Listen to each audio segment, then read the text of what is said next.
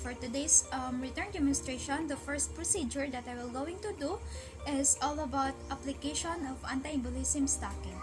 So, anti-embolism stockings are made from elastic and can be either thigh or knee length.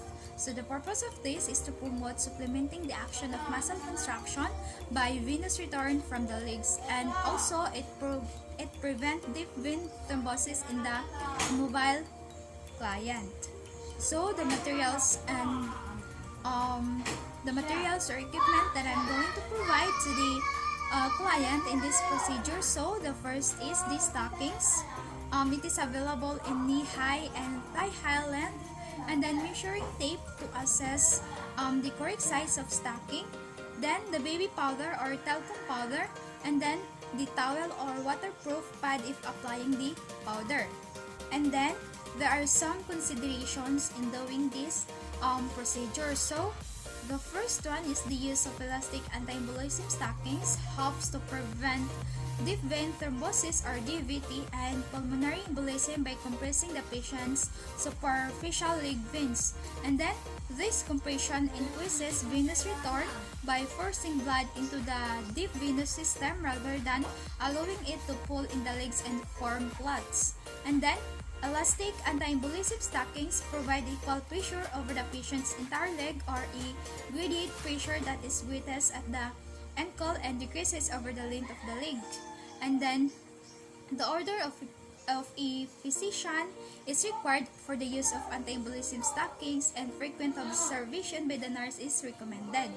So anti-embolism stockings are not used with the following. So the presence of any local leg conditions such as the dermatitis, the recent vein ligation, skin graft, or the gangrene.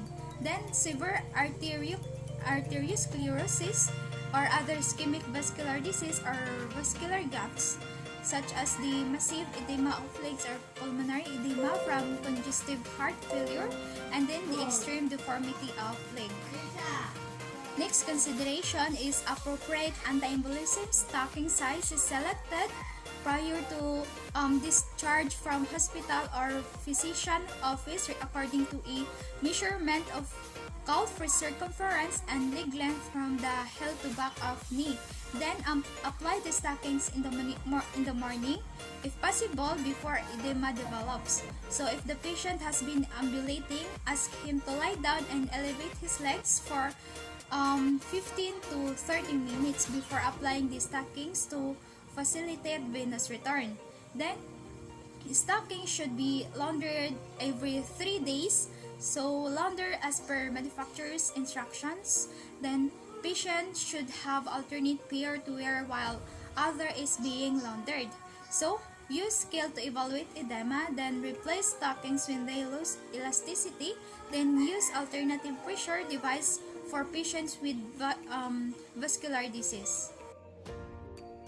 Hi ma'am, good morning. So ako di ay sinahata, isa ka student nurse, and karon ako mag-facilitate sa imuha og pagbutang or pag-apply sa anti-embolism stocking. So pwede ka matanaw sa mga husband ma'am, so that I will know if I am with the right patient. Okay, baby, sorry. Okay, salamat ma'am. So fine position ka lang na ako ma'am ha. Good. So I just want to show one leg of yours para ma-measure na to kung unsa length o mga stocking na dapat sa imo ha. So in applying stocking, we must measure the calf width. So let us first start with calf width and give this measurement into inches. So the measurement is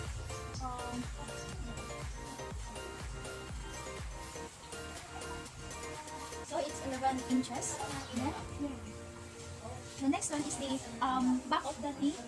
The back of the knee to the heel. So it is 11 and a half. So the purpose of this measurement is to para mabalaan na to kung unsa nga stocking ang dapat i-provide sa patient. So next is in applying powder, we must make sure that the legs of the patient is dry. So let us apply some powder.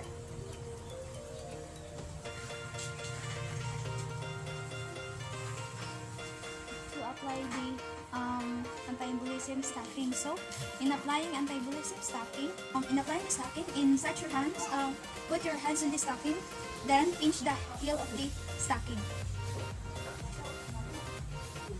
So just like this. So grab the heel of the stocking.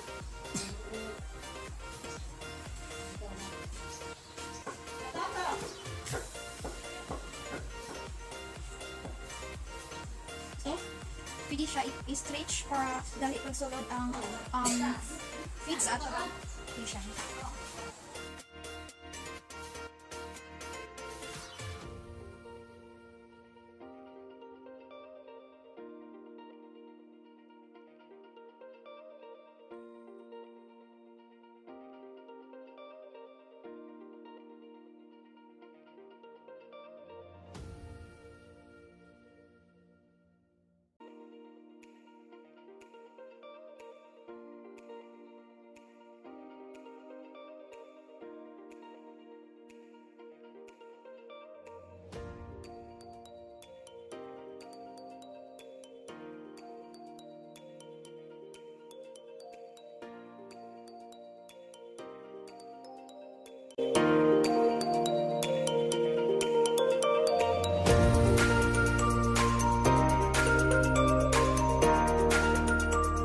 So after you assess those for circulation and warmth, check area at top of stockings for binding, and then anti-embolic stocking should be removed at least twice daily to wash skin and to check for edema or irritation.